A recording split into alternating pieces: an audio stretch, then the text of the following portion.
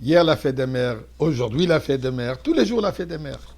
Eh bien, je vous invite, maman, de qu'on fasse une prière pour tout Am Israël ensemble. Les prières d'une maman, Rachel Mevaka Bana, les prières d'une maman sont les prières les plus puissantes. Alors disons ensemble le chapitre 121. Shir la male se se eina ila hor man yovi ezri ezri mimadenoi oi se shemaim voret salite la medrak da chalion shemrecha ine lo yonem velo yishon shem Yisrael adoni shemrecha adoni tzil chali adimenecha yom ema shemish la yakeka verir baloi lo adoni yishmocho mikol ro yishmores nafshecha adoni yishmatzi yisro veyecho meato viyad oi lo. Donnons un peu de tzedaka. Et pour continuer les sujets que nous avons commencés hier, nous avons discuté Sarah, Rivka et Rachel. Aujourd'hui, je voudrais parler de Myriam, Ruth, Nitzevet, Hannah et Bruria. Allons-y. Myriam, petite fille de 3 ou 5 ans, réalise que son père, Amram, le leader du peuple juif à cette époque en Égypte, a divorcé sa mère, la mère donc de Myriam, Yochevet. Elle se présente devant son père et lui dit que tu es pire que Pharaon. Pharaon a lancé le décret que les petits garçons juifs, on faudra les tuer. Toi, le fait que tu as divorcé maman, il n'y aura ni des garçons ni des filles. Et Amram l'écoute suite à la promesse de Myriam, elle va s'occuper. Moshe Rabbeinu est né. Myriam, je m'excuse, Amram, qui dit à sa fille, nous, il dit, je prends la responsabilité. Ils l'ont mis dans le petit berceau, dans l'eau, dans le Nil, et, comme il y a marqué, Vatit Tatzav, Mirachok, elle regarde de loin, loin, en temps où elle voit comme ce petit enfant, ce Moshe. Il n'avait pas de nom encore Moshe. C'est Batia, la fille de Pharaon, la fille de Dieu, Bat Yutke, qui lui a nommé Moshe Rabbeinu quand elle l'a sauvé. Myriam a vu cette vision prophétique, le Rédempteur, le Mashiach, le Goël, grâce à elle.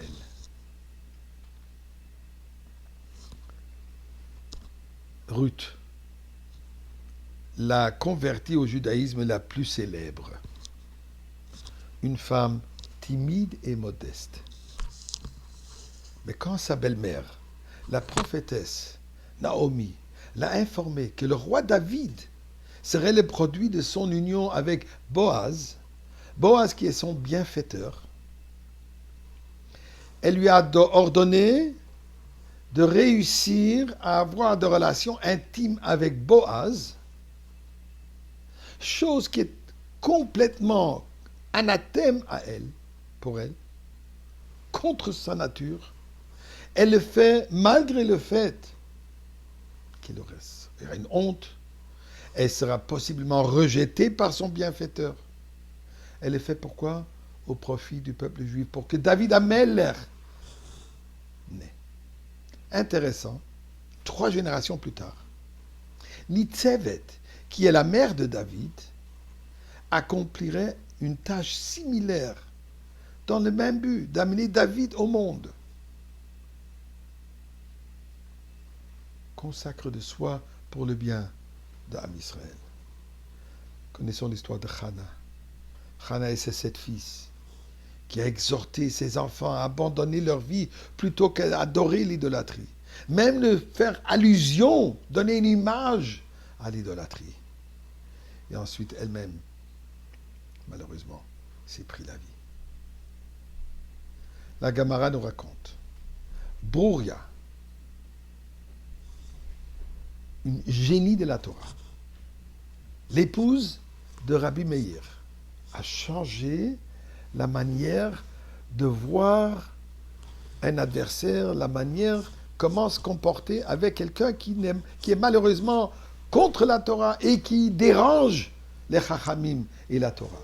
La Gemara raconte que Rabbi Meir, qui souffrait d'un groupe de jeunes qui causaient toutes sortes de difficultés et de problèmes à Rabbi Meir, il voulait les maudire. Bruria lui dit, dans le Tilim, David Amelech, il dit, Yitamu chataim min haaretz ureshaim odenam. Elle dit, Yitamu chataim, que les péchés cessent et il n'y aura plus de reshaim.